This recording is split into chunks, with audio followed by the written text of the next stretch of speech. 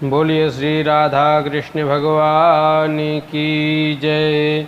भक्तवत्सल भगवान की जय। जय जय श्री राधे। तो चतुर्थ दिवस की श्रीमद् भागवत कथा आज आप श्रवण कर रहे हैं। वर्णाश्रम धर्म का निरूपण किया गया है। श्री सुखदेव जी कहते हैं, परीक्षित, श्री युधिष्ठिर जी के पूछने पर देवर्षि नारद ने वर्ण व्यवस्था बहुत विस्तार से बतलाई। 4 वर्ण हैं और 4 आश्रम होते हैं। वर्ण हैं ब्राह्मण, क्षत्रिय, वैश्य और शूद्र, चारों को उपदेश दिया। सदाचरणे निरताः, ब्राह्मणों ने अपने स्वभाव प्रकृति के अनुसार अर्थ निकाल लिया। सद आचरणे निरताः, सत आचरण में ही निरत रहना चाहिए। हम ब्राह्मणों को सदाचारी होना चाहिए। ब्राह्मणस्य ही देहोयम क्षुद्र कामाय नेष्यते, प्रेक्षाय तपसे चेहा प्रत्यानंत सुखाय चा। यही सूत्र जब क्षत्रियों ने सुना तो उन्होंने अर्थ लगाया, सदाचरणे निरतः, धर्म की रक्षा के लिए हमेशा रणभूमि में तैयार रहो, क्योंकि क्षत्रिय समाज की भुजा है। धर्म की रक्षा, देश की रक्षा इन क्षत्रियों के बाहुबल से ही हो सकती है। इसी सूत्र को वैश्यों ने सुना तो अपनी प्रकृति के अनुसार अर्थ किया।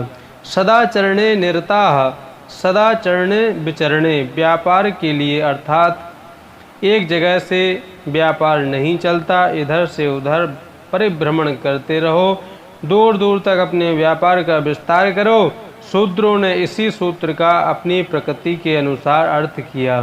सदाचरणे निरता, द्विजातियों के चरणों की सेवा करके अपनी जीविका निर्वहन करते हुए जीवन यापन करो।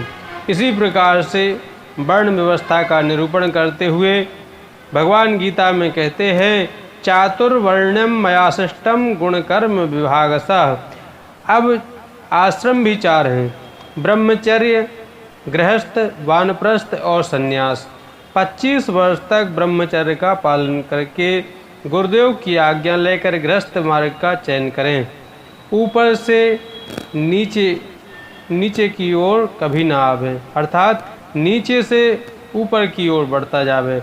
ब्रह्मचारी गृहस्थ बन सकता है किंतु गृहस्थ ब्रह्मचारी नहीं बन सकता है। 25 वर्ष तक तो संन्यास नहीं लेना चाहिए, ब्रह्मचर्य का पालन करना चाहिए। 50 वर्ष तक गृहस्थ जीवन में धर्मपूर्वक अर्थ का संचय करते हुए जीवन यापन करें। गृहस्थ जीवन का एक नियम है कि धन जितना भी हो, पर जितना अपने उपयोग में आवे उतने को ही अपना समझें। बाकी तो भगवान की संपत्ति है, वह जहाँ जहाँ लगाना चाहें सो लगावें। यावद भ्रियेत जठरम तावत् स्वस्थम हि देहिनाम, अधिकम यो भिमन्येता सस्तेनो दंडमर्हति। वो अपने उपयोग से ज़्यादा धन को जो अपना मानता है, जो उस पर अपना अधिकार समझता है, वह चोर है, दंड का भागी है। वह भगवान की संपत्ति पर अपना अधिकार मान रहा है, सबको खिलाकर खावे, यह गृहस्थ का धर्म है। और 50 वर्ष के बाद 51, 52 आदि में वन के संकेत मिलने लगते हैं। अब वानप्रस्थ बन जाओ, घर गृहस्थी से आसक्ति को निकालो। जितने में बुद्धि शुद्ध रहे उतना ही तप करें। ज़्यादा तपस्या और शरीर को कष्ट देने से भी बुद्धि बिगड़ सकती है, इसलिए वानप्रस्थ में संयम नियम सब करें ताकि बुद्धि शुद्ध बनी रहे। जब अच्छी तरह से अपने स्वरूप का बोध हो जाए तब संन्यास आश्रम को ग्रहण कर लें। संन्यास का मतलब है शरीर मात्र परिग्रह। यह शरीर भी पंचायती धर्मशाला है, यह भी अपना नहीं है। यह मकान खाली करके इस पंचतत्वात्मक शरीर को छोड़कर अपने घर जाना है। यह ज्ञान जिसे ठीक से हो जाए वह ही सच्चा सन्यासी है। दत्तात्रेय मुनि के 2 गुरु विशेष हैं, अजगर और मधुमक्खी। थोड़ा थोड़ा कण कण करके सबसे ग्रहण करके मधुमक्खी कितना शहद इकट्ठा कर लेती है। परिणाम क्या होता है? जहाँ शहद का संग्रह देखा कि लोग शहद तोड़ कर ले गए, तमाम मधुमक्खियाँ मर गईं। ऐसे ही संत यदि ज़्यादा संग्रह करेगा तो कोई हाथ पैर तोड़ कर ले जाएगा, सारा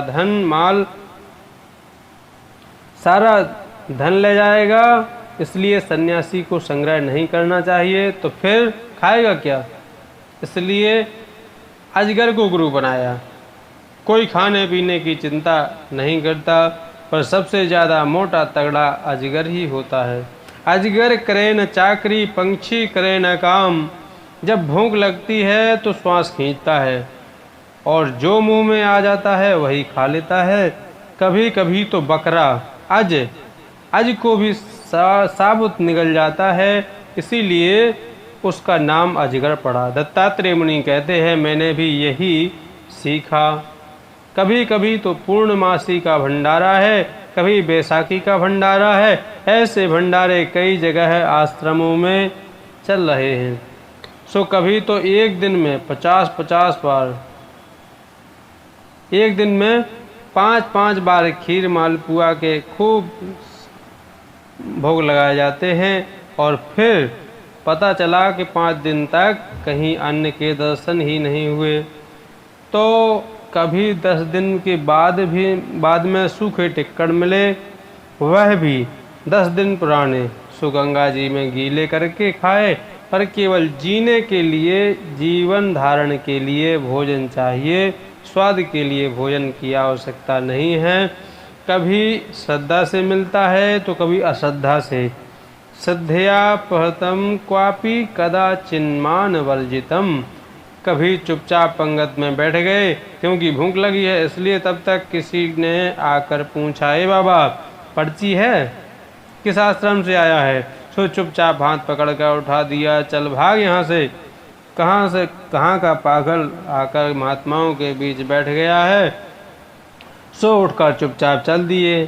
फिर उसी को दया आ गई तो हाथ पकड़कर कहता है, चल इधर बैठ, तो चुपचाप बैठ गए और जो खिलाया सो खाकर चुपचाप चले गए। ऐसे भी भोजन मिलता है। तो कभी कभी भंडारे में भोजन पाने चुपचाप बैठे थे कि पड़ोसी ने घूर कर देखा और पहचान लिया, अरे यह तो महामुनि दत्तात्रेय हैं। सो ही हल्ला मच गया, महामुनि दत्तात्रेय पधारे हैं। और फिर क्या था, बड़े बड़े सेठ साहूकार, राजा महाराजा आरती उतारने लगे, चरण धोकर चरणामृत पीने लगे, महलों में ले गए, चकाचक मालपुआ खिलाए, सोने की थाली में भोजन आया और फिर बढ़िया पलंग पर खर्राटे बजाए चरण दबाए जा रहे हैं।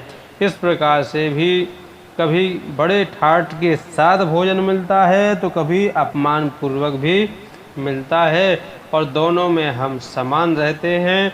हमारी इच्छा यह कभी नहीं रहना चाहिए कि कोई हमारी जय जयकार बोले, जय जयकार ही करे। इस प्रकार से जो अपने को हर हाल में मस्त रखे वह सन्यासी है।